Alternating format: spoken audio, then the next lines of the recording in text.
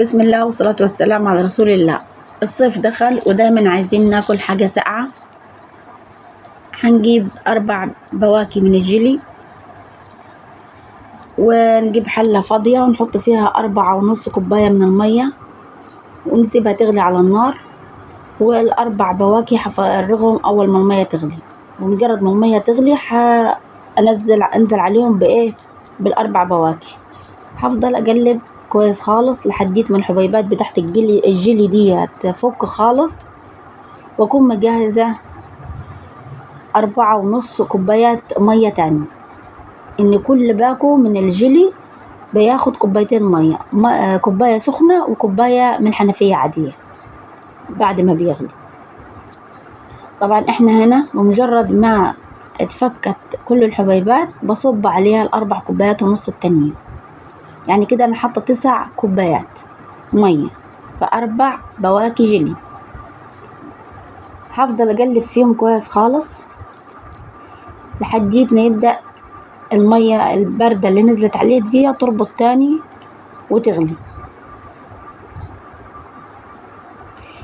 هكون مجهزة عندي تفاح، اي نوع من التفاح او موز، اي فاكهة عندك بتحبيها لأطفالك. هقطع التفاح الموجود عندي قطع صغيرة، مكعبات صغيرة، مربعات، دواير، اللي انت عايزاه. بعد ما اغسلهم كويس خالص بقطعهم، واجيب الكاسات او الطباقة اللي انا هحط فيها الجيلي.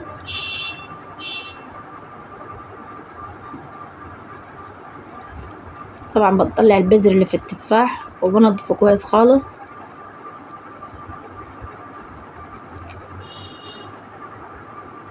وبعد كده بحط ملعقة من التفاح المقطع ده في الطباقة او في الكاسات بتاعتي زي ما انتوا شايفين كده اهو.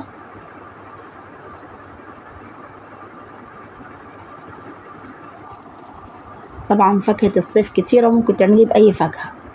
بعد كده هيكون الجيلي طبعا ابتدى يغلي. بمجرد ما يغلي غلوة واحدة كده اطفي عليه.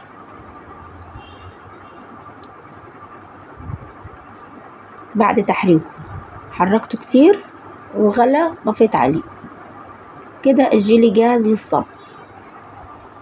هبتدي اجيب الكاسات اللي انا حطيت فيها التفاح واصب عليها الجيلي، وبالراحة على ايدك. بسم الله، سمي الله وصبي زي ما انت عايزة تملي الكاس كامل، عايزة تحطي نصه براحتك.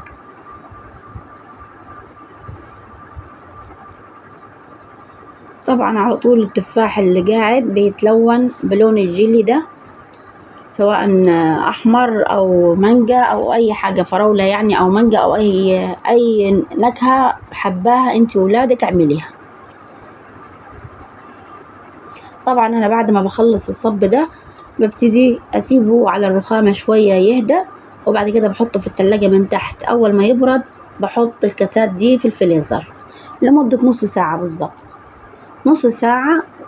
وبعد كده الجيلي يتماسك ويبرد، وبالهنا والشفا. متنسينيش في اللايك والشير. شكرا.